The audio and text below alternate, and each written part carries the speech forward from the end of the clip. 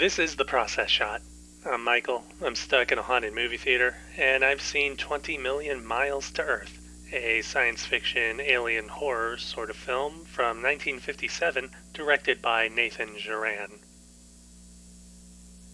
It takes place in Italy, where a U.S. spaceship has crash landed off the coast of Sicily, and with local fishermen only being able to rescue two astronauts before the craft sinks into the ocean, one of whom later dies. Meanwhile, washing ashore from the wreckage is a strange cylinder, within which is an even stranger blob, which a local boy takes to a visiting zoologist for some money.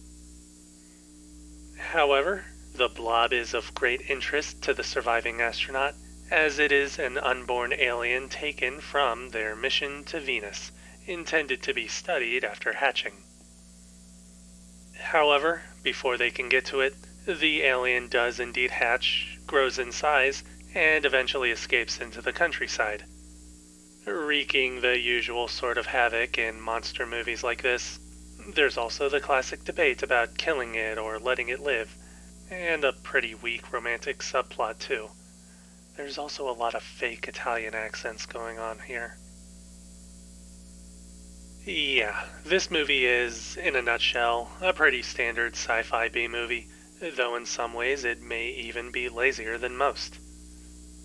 There are a lot of contrivances early on in the story, seemingly for the sake of getting the alien to grow unabated and then become a threat, which means having characters make frustratingly dumb decisions that seem more to just stall out the story before it can get to the actual rampage. There is a relatively steady pacing within these scenes at least, but probably only because there's so little story in the first place that stretching it out over time makes it seem like it's paced out in the end.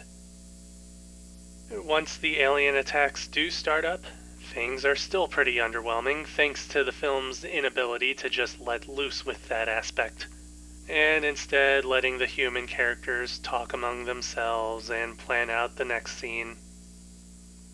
There are even a few contrivances in these segments that introduce new aspects of the alien's weaknesses almost completely out of nowhere, as the surviving astronaut describes events that happened on Venus, which would have made for a much better, though probably more expensive, movie.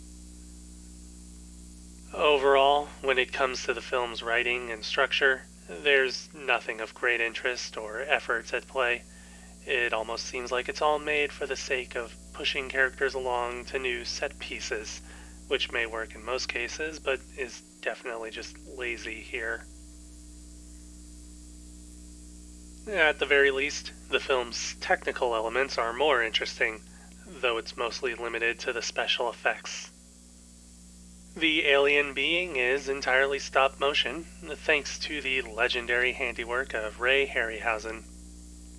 Despite the movie doing its best to avoid giving it a lot of screen time until the final act, whenever it does appear, it's integrated in a pretty believable manner, with a few good blendings between the live actors and animated models to make its attacks seem almost realistic.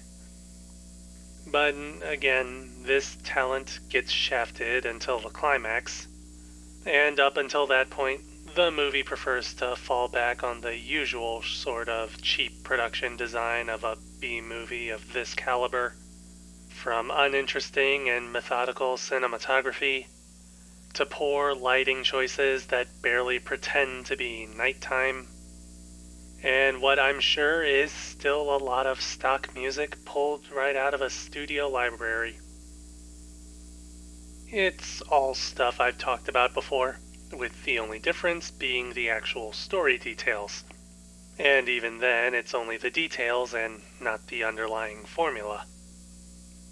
The final film is entertaining to watch, but it's a temporary thrill that leaves you with nothing to take away, unless you're still mad about how stupid the characters were being at the start of the film.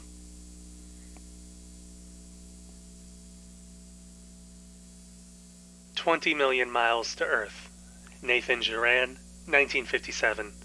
1.5 stars. Again, this movie isn't completely awful or unwatchable, but if you have a choice between this and something else, go with something else.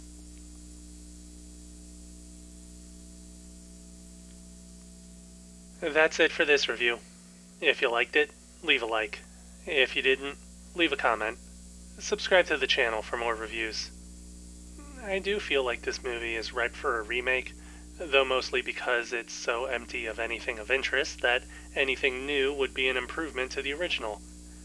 At the very least, they could get rid of the fake Italians.